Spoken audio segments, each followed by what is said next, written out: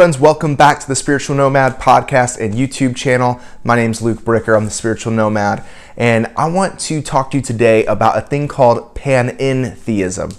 What panentheism means is that God is supreme being, supremely over the universe, but also intrinsically the universe itself.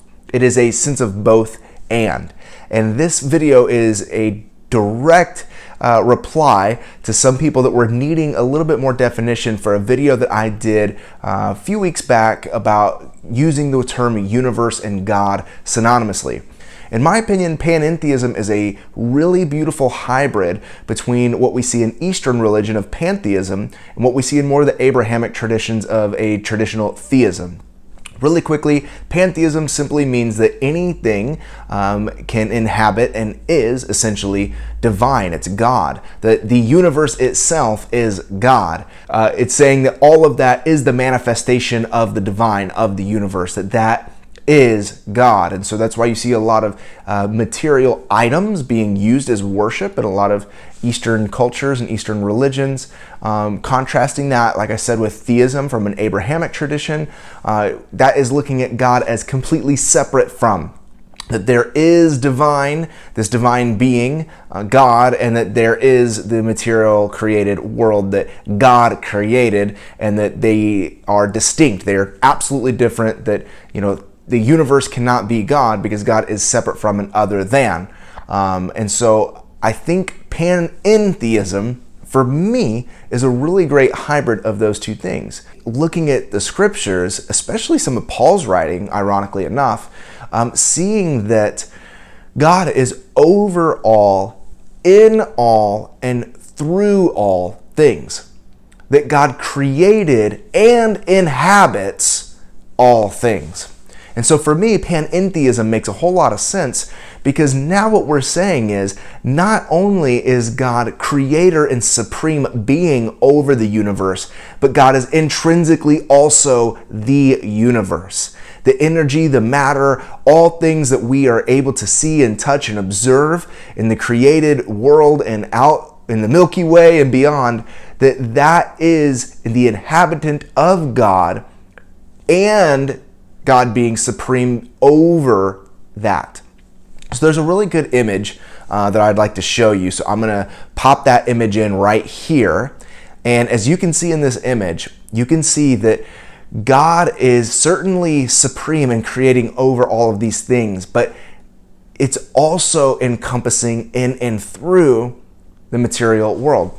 And so for some of us, this comes as a little bit of a shock. And I'll admit, for some people, it is a shock. If you are in any sort of Western Christian context, you would initially think that this is some sort of heresy, that this is blasphemy, that this is something that isn't in line with the God of the Bible. And I would argue that absolutely this is what we see.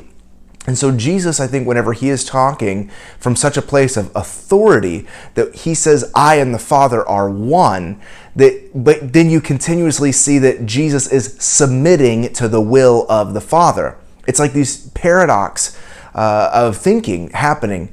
And so it's saying that I and the Father are one, yet I can only do and see what the Father is doing.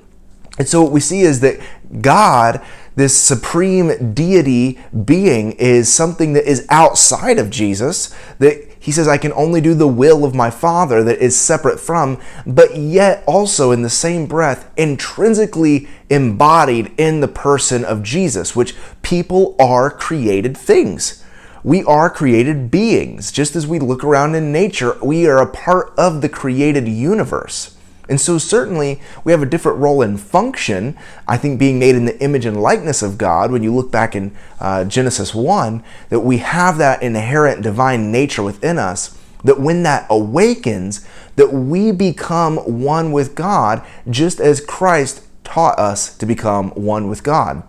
And so this is kind of bleeding into another video that I'm going to be doing also, just about the oneness of Jesus the Christ with the Father and our invitation into that. So be on the lookout for that video too. But specifically today, for looking at God and universe and panentheism, think of panentheism as it is the world, the created world, in God. So we are the created beings in God and therefore partake in the divine nature of the Creator and become in that equal with the divine. Once again, red flag is going to go off. Wait a second, Luke. So you're saying that you're God? What are you kidding me? Like, why in the world would you ever take that sort of thing to that extreme degree? And I would say Jesus instructed us to do that. That's exactly what Jesus came to do. He came to say that I and the Father are one, and so are you. There's many verses that lead to this. John 17, in my opinion, is just a really quick verse that comes to mind about that Jesus prays for his own unity with the Father, then he prays for his disciples, then he prays for every other person that will follow in this way, that they would become awakened to their true nature and their oneness with God.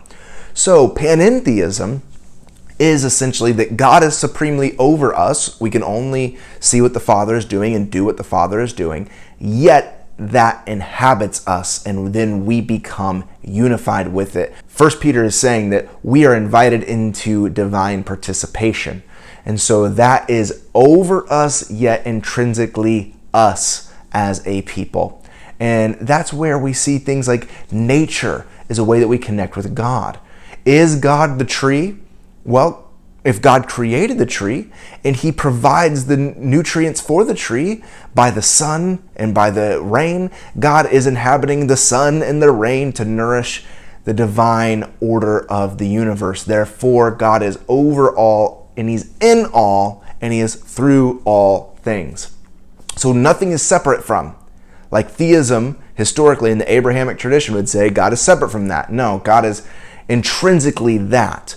But God necessarily isn't completely just that, right? Like, Paul also goes into Athens and he says, you guys are praying to unknown gods. Let me give you a name for this random God that you have sitting here. It's saying that, yes, affirming that that is divine.